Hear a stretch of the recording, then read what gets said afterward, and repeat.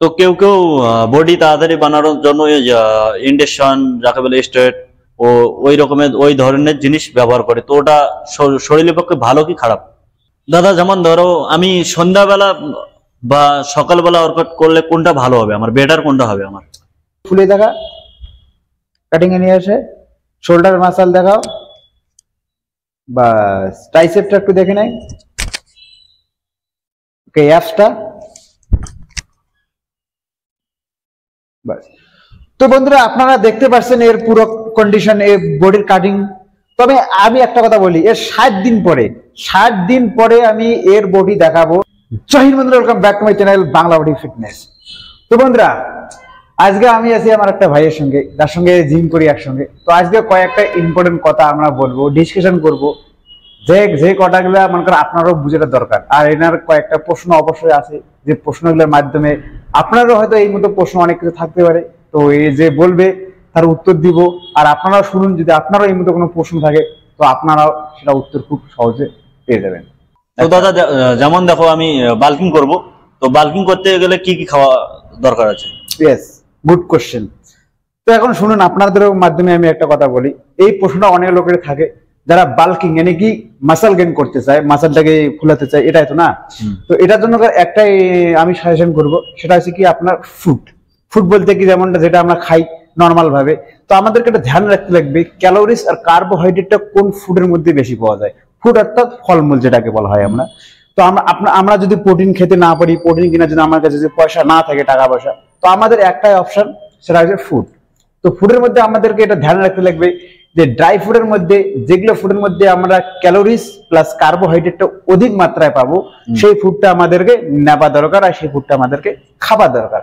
তাহলে আমরা বাল্কিং অর্থাৎ আমরা মাসল গেইন করতে পারবো। এটা খুব সহজ ব্যাপার। আর একটা ধ্যান রাখতে লাগবে, বাল্কিং আর মাসল গেইন এই দুটোর কিন্তু মেন রিজন হচ্ছে আমাদের ডাইট। তো ডাইটটা আমরা যদি ভালো করে নেই তো অবশ্যই হবে। তো যেমন ধরো আমি বাদাম, কিশমিশ এবং পিস্তা, আঞ্জির এগুলো যদি খাই তো আমার কি বাল্কিং হবে? অবশ্যই। আমাদেরকে আমি না বললাম আগে যে আমাদেরকে একটা ধ্যান রাখতে লাগবে, বাদাম, কিশমিশ, পিস্তা, যত রকমের ড্রাই ফ্রুট আছে না কেন, এইগুলোর মধ্যে প্রোটিন কতটুকু আছে, এগুলোর মধ্যে ক্যালোরিজ কার্বোহাইড্রেট কতটুকু মাত্রায় আছে, এটা যদি আমরা জানতে পারি তাহলে আমরা এগুলো মানে করো ড্রাই ফ্রুট খেয়ে আমরা মাসল গেইন করতে পারবো খুব সহজে। মেন কথার অর্থ হচ্ছে আমাদেরকে জানতে লাগবে ক্যালোরিজ আর কার্বোহাইড্রেট যেগুলো আমাদের ওজন বাড়ায়, মাসাল বাড়ায়, সেগুলো বরাবর পরিমাত্রায় আছে কি না। এটা যদি বরাবর পরিমাত্রায় থাকে তো অবশ্যই আমাদেরকে ওজন বাড়াবে, আমাদের বাল্কিং করতে সাহায্য করবে। ওটা কিভাবে দেখবো? এটা আমরা দুই রকমের দেখতে পারি। একটা তো আমরা এটা মনে করো গুগলে গিয়ে সার্চ করে দেখতে পারি। এখানটা বলে একটা আমি আপনাদেরকে কথা বলি, ড্রাই ফ্রুট অর্থাৎ যে আমরা ফলমূলগুলো ড্রাই ফ্রুটের মধ্যে পড়ে, সেগুলোতে কিন্তু পার 100 গ্রাম মনে করো 100 গ্রামের মধ্যে একটা হিসাব লেখা থাকে যে 100 গ্রাম ড্রাই ফ্রুটের মধ্যে কতটা ক্যালোরিজ আছে, কতটা কার্বোহাইড্রেট আছে, কতটা কি আছে, সমস্ত কিছু ডিটেলস দেওয়া থাকে। তো আমরা এই হিসেবে আমরা গুগলে সার্চ করতে পারি। প্লাস আমরা যেখান থেকে নিয়ে যদি প্যাকেজিং কিছু ড্রাই ফ্রুট নেই, তা প্যাকেজিং এর মধ্যে এখানটা দেওয়া থাকে অলরেডি, যে আমরা কতটা পাবো না পাবো সবকিছু দেওয়া থাকে ওইখানটা। তো যেমন ধরো আমি 3 টাইম ভাত খাই, তো আমার ওই ভাত খাওয়ার কোনো প্রবলেম হবে না? এখানটা এবার একটা ধ্যান রাখতে লাগবে, যদি আমাদের টার্গেট বাল্কিং করা, মাসল গেইন করা, তো আমাদেরকে ভাত খেতে কোনো সমস্যা হবে না। আমরা যতটা ভাত খেতে পারি, ক্যালোরিজ কার্বোহাইড্রেট নিতে পারি। কিন্তু আমাদেরকে একটা ধ্যান রাখতে হবে, যদি আমরা যখন কাটিং এ আসবো, মানে মাসল বাল্কিং হওয়ার পরে যারা কাটিং এ, আমি তাদের কথা বলছি, যারা বডি মাসলটাকে কাটিং এ নিয়ে আসতে, শেপে পরিবর্তন করতে চায়, তাদের জন্য একটা মনে করো খুব ভালো ডিসিশন আমি বলি, যে তারা যদি ভাত খায় তো তাদেরকে একটা ধ্যান রাখতে লাগবে যে তারা ভাতটা আপনার কন্ট্রোল অনুযায়ী খায়। অনেক লোকে আছে না যে কিছু নিয়ম কানুন মানে না, ওটা তাদের জন্য যারা মনে করো কাটিং নিয়ে আসবে। আর যারা কাটিং নিয়ে না আসবে তাদের ইচ্ছে মতো তারা খেতে পারে, কারণ যতই খাবে তার ততই মাসল গেইন করবে, বাল্কিং হবে, ওজন বাড়বে, স্বাভাবিক ব্যাপার। এখানে কোনো সমস্যা নাই ওই লোকগুলা যে লোকগুলা বাল্কিং করতে চায়, কিন্তু সমস্যা ওই লোকগুলা যে লোকগুলা কাটিং এ আসতে চায়। বুঝতে পারছেন?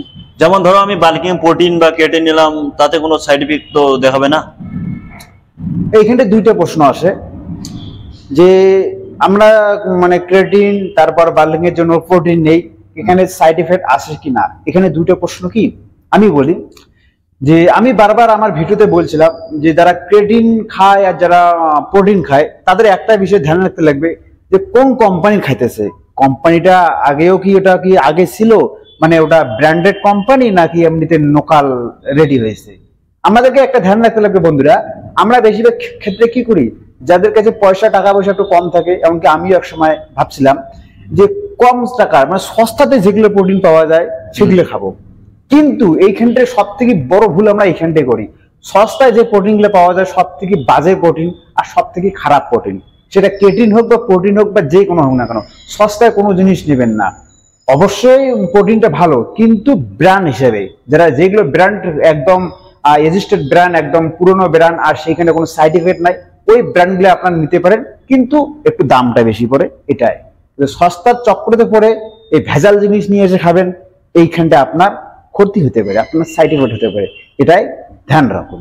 দাদা যেমন ধরো আমি সন্ধ্যাবেলা বা সকালবেলা ওয়ার্কআউট করলে কোনটা ভালো হবে আমার, বেটার কোনটা হবে আমার?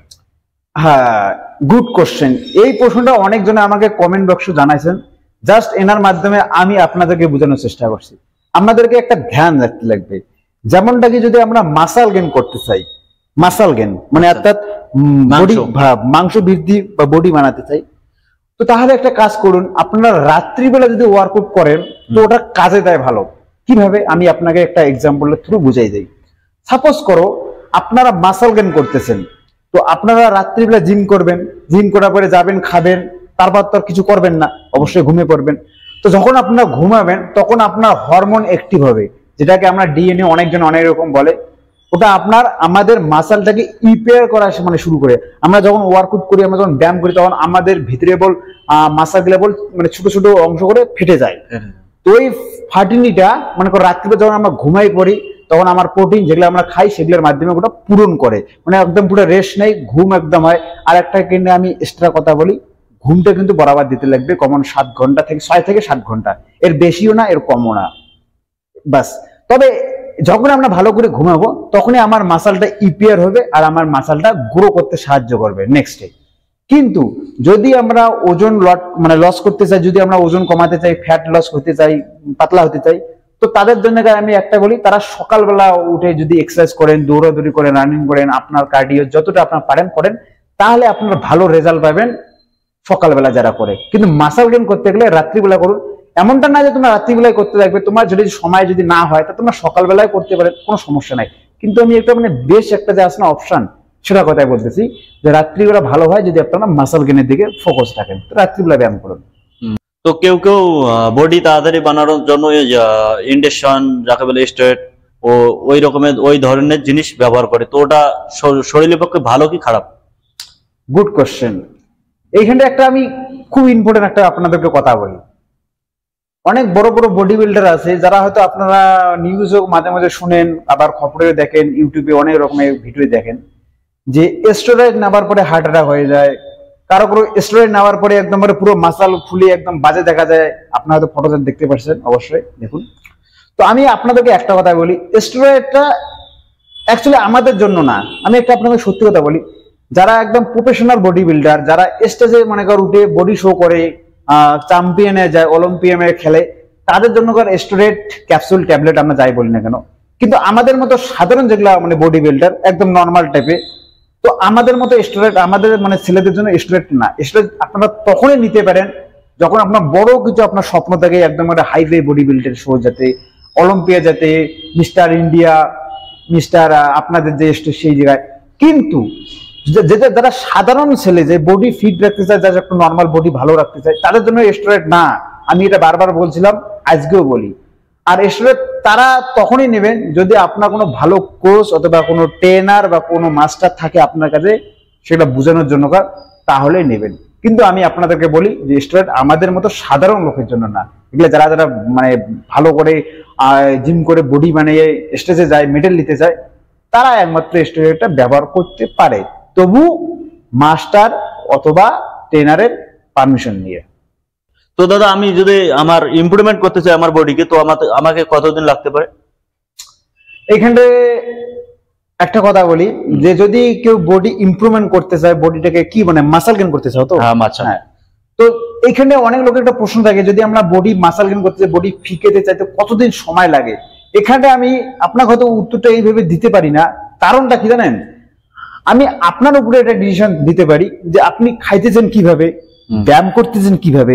ওইভাবে যদি আপনারা সঠিকভাবে নিয়ম পালন করেন তো আপনার তাড়াতাড়ি রেজাল্ট পাবেন। এমনটা হয়ে গেল যে আমি বললাম যে আপনারা 2 মাস 3 মাসের ভিতরে হয়ে যাবেন, আর এদিকে আপনারা সেই মতো কাজই করতেছেন না, খাইতেছেন না ঠিকঠাক, ব্যায়ামও করতেছেন না ঠিকঠাক, তো আমার কথাটা মিথ্যা হয়ে গেল না? হ্যাঁ।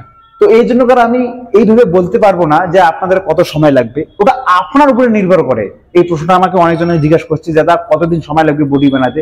আমি সবাইকে একটা কথাই বলি, ওটা আমি বলতে পারবো না। কেননা কারণ আমি যে একটা সময় দিলাম ওই সময় আপনারা ওইভাবে কাজ করতেছেন না, তো রেজাল্ট কিভাবে পাবেন? ওটা আপনার উপরে নির্ভর করে যে আপনারা কিভাবে ব্যায়াম করতেছেন, কিভাবে খাইতেছেন।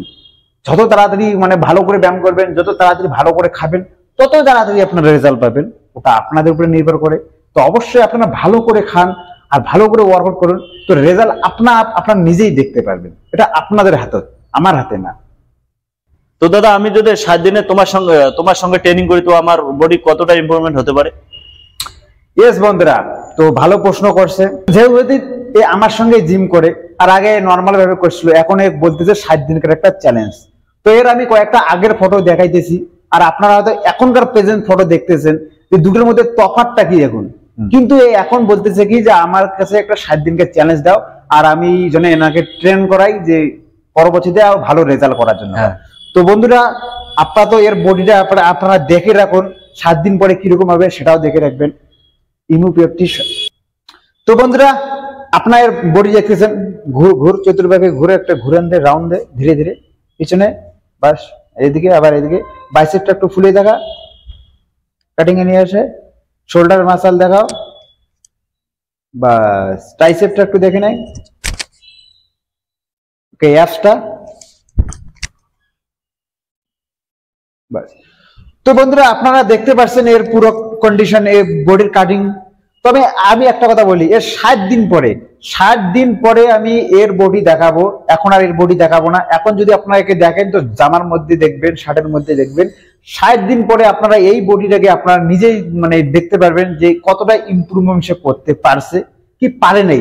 60 দিন পরে সেম আমি আপনাকে এনার ভিডিও দেখাবো, এনার এই মতো কারো টি শার্ট খোলা অবস্থায় দেখাবো, আর আপনারা নিজেই তফাৎ বুঝে যাবেন যে বডিতে কিছু ইমপ্রুভমেন্ট হয়েছে কি হয় নাই। তো বন্ধুরা এখন আমি এনাকে কয়েকটা প্রশ্ন করব, যার উত্তরগুলো এনার মুখ থেকে শোনার চেষ্টা করব। তো বন্ধুরা আমার প্রথম প্রশ্ন থাকবে যে আমি এনাকে যে ব্যায়ামগুলো দিব সেগুলো সঠিকভাবে করতে পারবে কিনা, সঠিকভাবে করতে পারবো কিনা? অবশ্যই পারবো। যে টাইম মতো খাবার খাইতে বলবো সে টাইম মতো খাওয়া দাওয়া হবে কিনা? হবে। অবশ্যই না? অবশ্যই। তো বন্ধুরা এই দুটো যদি নিয়মে ভালো করে ফলো করতে পারে, আর তৃতীয় আরেকটা নিয়ম সেটা হচ্ছে ঘুমটা যদি ভালো করে দিয়ে, তো অবশ্যই আমি এটা আপনাকে বলতে পারবো যে এর বডির কাটিং অবশ্যই চেঞ্জ হবেই হবে। তো বন্ধুরা এর মধ্যে আপনারা যতটা বুঝতে পারছেন, কি কথা যদি বুঝতে পারেন নাই তো কমেন্ট বক্সে অবশ্যই জানাবেন। আমি আপনার প্রবলেমটা এক একটা করে প্রবলেম ধরবো, আর ওটা পরবর্তীতে ভিডিওতে সলভ করার চেষ্টা করব। তো আপনাদের যদি কোথাও প্রশ্ন থাকে তো অবশ্যই কমেন্ট বক্সে লিখবেন। আর আমি আপনাদের কথা বলি, যেগুলো আপনারা আজকে শুনলেন আমাদের একটা পডকাস্টের মাধ্যমে, যে কথাগুলো শুনলেন, তো অবশ্যই এগুলা কথা আপনারা মেনে চলুন, তো আপনারা রেজাল্ট একটা ভালোই পাবেন। তো বন্ধুরা আশা করি বুঝতে পারছেন। যদি একটা কথা বলি, ভালো থাকুন, সুস্থ থাকুন, ডেইলি একটা করে পোস্ট দেখুন, আর ডেইলি একটা করে ন্যাচারাল বডি বানিয়ে ফিট থাকুন, ডেইলি একটা করে পোস্ট দেখুন। Bye bye. বাই।